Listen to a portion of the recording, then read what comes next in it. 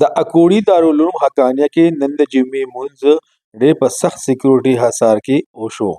دې وخت کې چې کوم د جمعې په مانځه کې د سکیورټي اهلکارو چې کوم جومات ته خلک راتلل د هغوی به جامې تلاشي اخیسته او بیا به جومات ته یې دننه پرېښودل.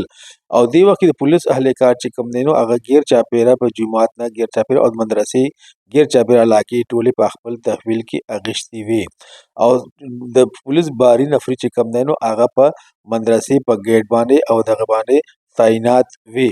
او دغه شان د جمعې مانځه چې کوم دی نو هغه خطبه چې کوم دی د مولانا یوسف شاه چې کوم د جمعیت علماء اسلام مرکزي جنرال سیکرټري دی هغه وکړه او په دې دغه باندې هغه ډېر سخت دغه وکړه غندنه وکړه چې کوم د تېرې جمعې باندې کوم خودکش دماکه شوي وه چې په هغې کې د جامع چې کوم دی نایب محتممه مولانا حامد الحق صاحب او دغه نور رفقا چې کوم دی هغه شهید شوي وو.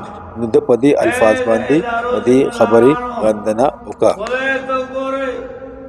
کوم سړکونو ته راوباسلو باندې مه مجبوروئ.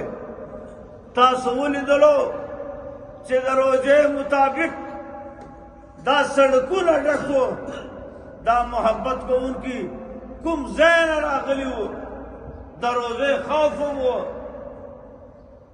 دا هلکونه مخلوق تاسو ولیدلو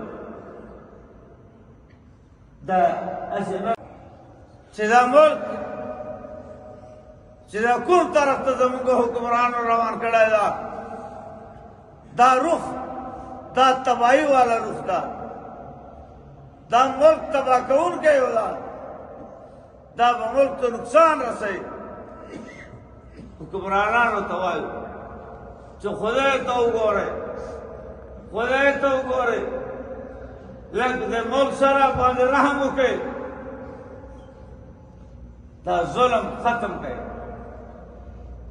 دا مذمت کوو یې مذمت انشاءالله کوو او موږ اپیل دا مطالبه مو ده چې بالحق قاتلان او سازش کوونکي به یې ناکامه کړئ او د هغه خلک هغه کیفره کردار ته ورسوئ، هغې ته سزا ورکئ، هغه مجرمان قوم ته وړاندې کئ.